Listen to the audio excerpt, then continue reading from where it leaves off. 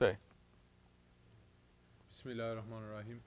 If one was regularly having good dreams and being pulled up, but has now fell into laziness and ghaflat, how should that one try to get back into ascending stations again?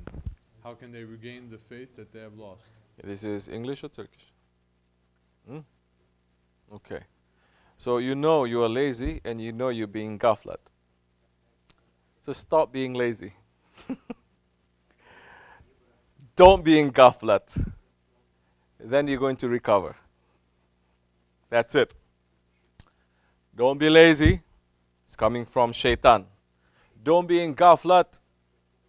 Shaitan is going to trick you. So that's the time when your faith will start building up again. Okay? Inshallah. How are you not going to be lazy? You're just going to step in your ego. How are you going to know how to step in your ego? You have to sit in sohbat. Sohbat will give you ammunition, will give you energy to fight against the ego, to fight against shaitan, to fight against the dunya, to fight against your desires. If you're not in sohbat, you don't have ammunition. You may have the best weapon, but you don't have ammunition. What are you going to do? You say, oh, I've given bayat to Sultan al-Awliya. But you have no ammunition. What, you think you're going to go there to sit at his feet and listen to his sohbat? Huh. So you don't have ammunition, then you cannot fight. Then it's no good for nothing at that time. So how you can go?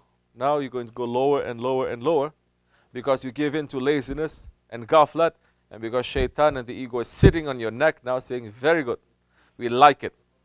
Higher stations we go, more nur we're going to grab from you for ourselves, and we're going to destroy you.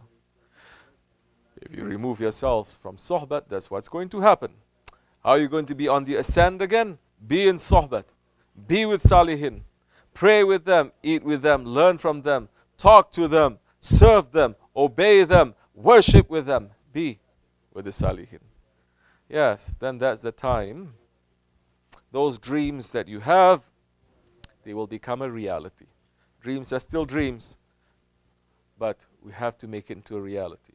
And we will understand, inshallah, soon that yes, we may have dreams, we may make so much zikr, we may make so much ibadat, but there is something that is higher than ibadat.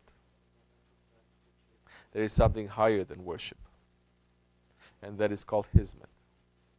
That is called hidmat. That is called service. Once you start serving, now that service is not only going to lift the ibadat, but it is going to give it a high station that you can never imagine just by making ibadat. So, doing service for the sake of Allah, that is the key. To be in service in the way of Allah, that is the key. What good is it if you're making so much zikr, you're praying, but your neighbor is suffering? You have your jamaat, you cut yourself off from them, you're not doing anything. What good is that? That ibadat and that zikr is only for you too. It's not for others. You're still being selfish. This, I'm giving you a tariqat answer. Understanding? It's only for you. You're a good person. Good, very good. You're a good person. You didn't do anybody any harm. Good, very good. MashaAllah, for you. What did you do for the sake of Allah? You've done everything for your sake. Musa alayhi salam, he came to the mountain of Tur and he's asking Allah, Ya Rabbi, I've done so much for you. Yes. Allah is asking, what have you done, Ya Musa? I've prayed, I've made zikr, I've given charity, I've gone to the Hajj, I've done so many things for you. Allah subhanahu wa ta'ala says, no, Ya Musa. All those that you have done, all that you have done, your prayers and your zikr and your charity is for you. You're doing that, it gives you benefit. What have you done for me? Musa alayhi salam says, I don't know, Ya Rabbi. Tell me. Allah subhanahu wa ta'ala says, love those that I love and leave those that I leave. Love those whom I love and leave those whom I leave. That's the time that we're doing something for Allah. Now, it is impossible to say, to just say, you know, I love whom Allah loves and I leave whom Allah leaves just as words, just as lip service. That's not the point too. The point is to live your life loving those whom Allah loves. You love, you must serve. Because love and service, they go together. And if you are really loving, you're not going to sit for something to come to you.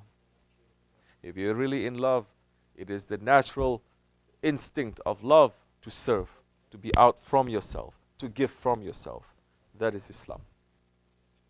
So that is why Hizmat, which is a demonstration, a proof of that love, is higher than just the ibadat.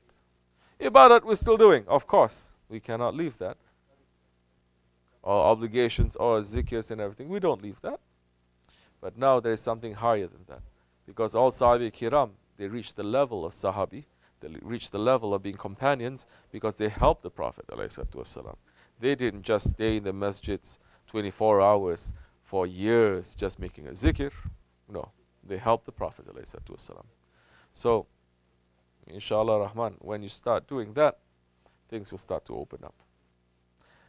And you may begin your ascension again. Assalamu alaikum.